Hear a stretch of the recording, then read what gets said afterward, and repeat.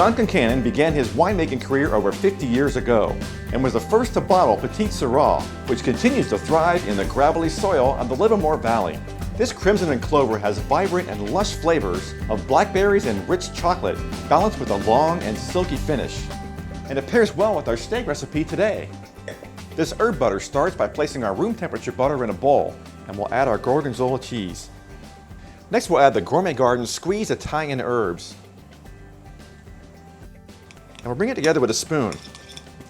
I just love this Gourmet Garden squeezed herbs. It lasts for weeks in your refrigerator, or it can be frozen for months, and they come out of the tube while frozen. Now we're going to set this aside and we'll season our steaks. We're going to season our steaks with some kosher salt and some fresh cracked pepper. We're using New York strips today, but any steak you like works just great. We're going to season both sides.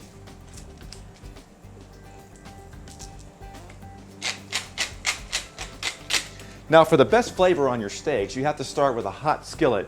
Have it on high, medium high, for about maybe 1 minute. And we'll add our oil and we'll swirl the coat. And we'll add our steaks. Make sure you put them in the pan at the tip first and roll them away from you so they won't splatter hot oil on you.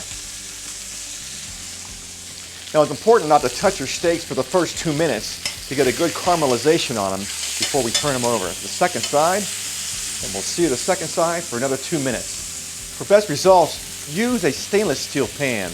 We're looking for this caramelization right here. Great flavor. Now that we have our color and flavor set, we're going to lower the heat to medium-low, and we'll turn the steaks every minute or so to keep them moving while we continue the cooking process. This will keep it from drying out. The best way to tell when your steaks are done is to use an instant read meat thermometer. I like my steaks medium rare, so I'm looking for 130 degrees. Well, now that our steaks are done, we're going to put them on a plate and we're going to set them aside to rest. It's important to let them rest at least 8 minutes because all those juices are in the middle of the steak. They'll naturally come back out to the rest of the steak. Nice and juicy.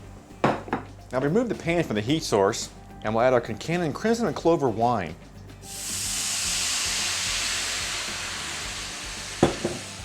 And we'll place it back on the heat source and we'll use a whisk to knock those brown bits, called fond, off the bottom of the pan to make our nice wine reduction sauce.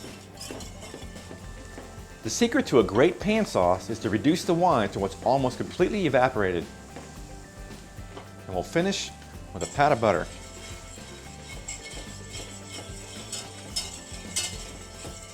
Wow, smells awesome. Let's serve it up.